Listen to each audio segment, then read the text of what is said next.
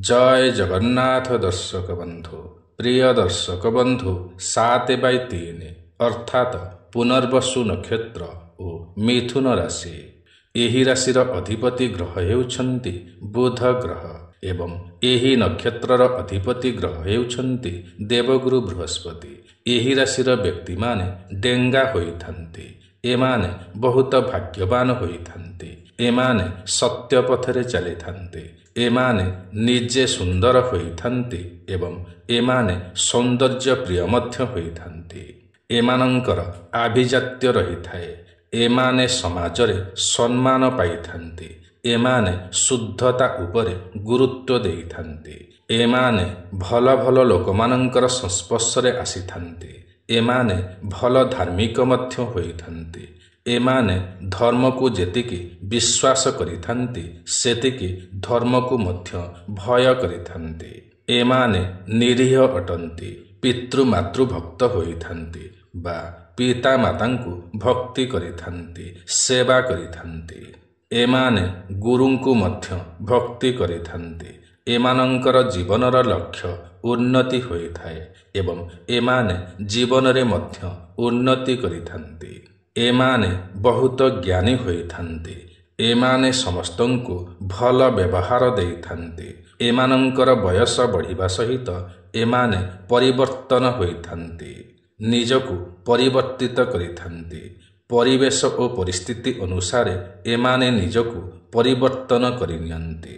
32 वर्ष मध्यरे एमाने क्यारियर रे परिवर्तन होइथान्ति एवं 32 वर्ष परे क्यारियर रे स्थिरता आसीथाए। एमाने मेधावी होइथान्ति बा भल पाठ पढ़िथान्ति एवं भल चाकरी मध्य करिथान्ति। एमाने भगवान को बहुत विश्वास करिथान्ति बा एमाने भगवत विश्वासी होइथान्ति।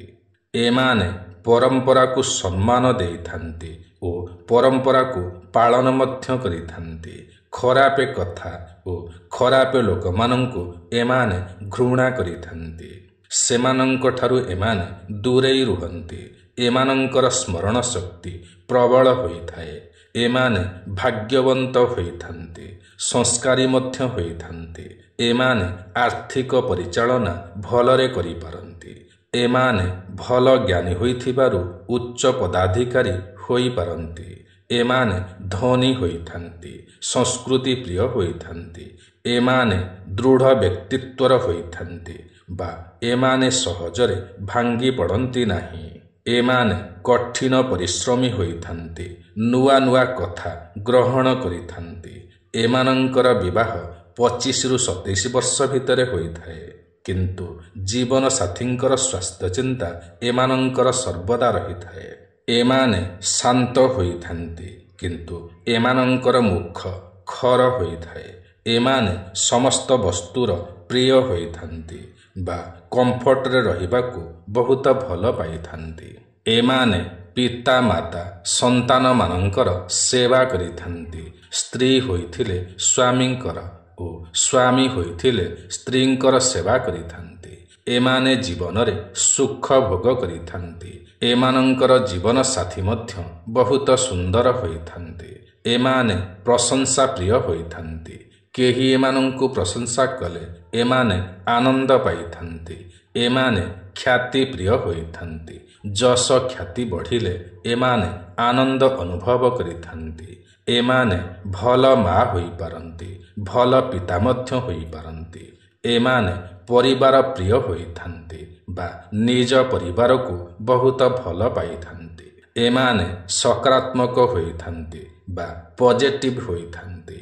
एमाने जल तत्वर होइथान्ति। एमानंक पई शुभ दिग हेउछि पूर्व दिग। एमानंकर शुभ देवता हेउछन्ति शिव भगवान ओ चंद्रदेव।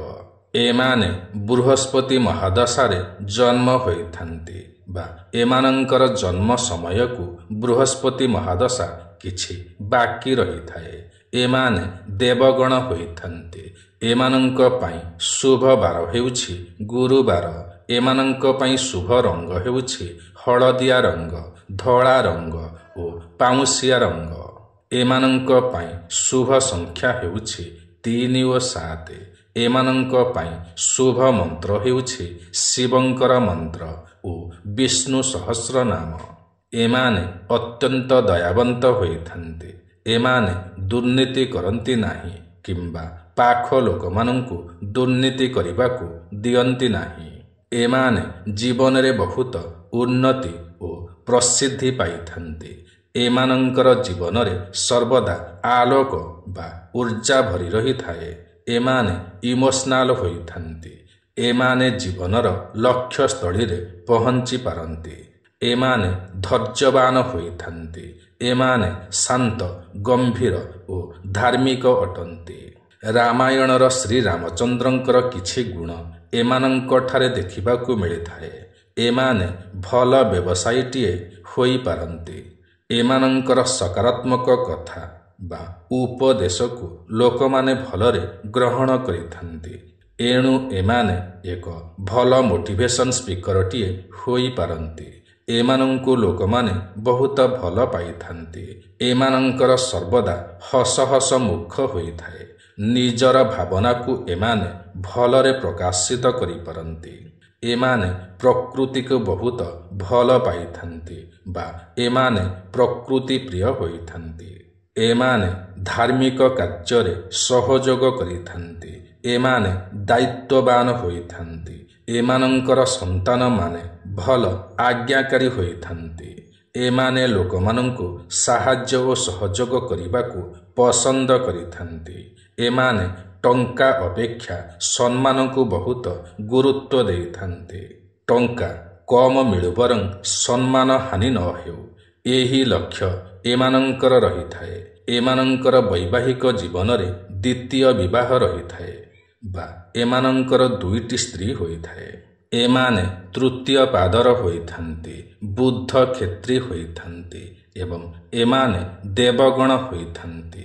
ଏମାନଙ୍କର ସ୍ଥୂଳ କପଳ ହୋଇଥାଏ ବା ଏମାନଙ୍କର ବଡ଼ ମୁଣ୍ଡ ହୋଇଥାଏ। ଏମାନଙ୍କର ଉର୍ଦ୍ଧ୍ୱ ନାସିକା ହୋଇଥାଏ ବା ଲମ୍ବା ନାକ ହୋଇଥାଏ। ଏମାନଙ୍କର ଆଖି ସୁନ୍ଦର ହୋଇଥାଏ ଏବଂ ମୁଖମଣ୍ଡଳ ସୁନ୍ଦର ହୋଇଥାଏ। ଏମାନେ ନିଜର ଶତ୍ରୁକୁ କ୍ଷମା କରିଥାନ୍ତି, ଶତ୍ରୁ ବିଜୟୀ ହୋଇଥାନ୍ତି, ପୁଣ୍ୟବନ୍ତ ହୋଇଥାନ୍ତି, ଧନବାନ ହୋଇଥାନ୍ତି, କିନ୍ତୁ ଅଳ୍ପ ଆହାର କରିଥାନ୍ତି। ଏମାନେ ବିଚକ୍ଷଣ ବୁଦ୍ଧିଯୁକ୍ତ ହୋଇଥାନ୍ତି। ସମସ୍ତ ଲୋକମାନଙ୍କୁ ନିଜର ବଶ କରିପାରନ୍ତି। ଏମାନେ ଗୌରବର୍ଣ୍ଣର ହୋଇଥାନ୍ତି କିନ୍ତୁ ମୈଥୁନ ପ୍ରିୟ ହୋଇଥାନ୍ତି ବା କାମୁକ ହୋଇଥାନ୍ତି।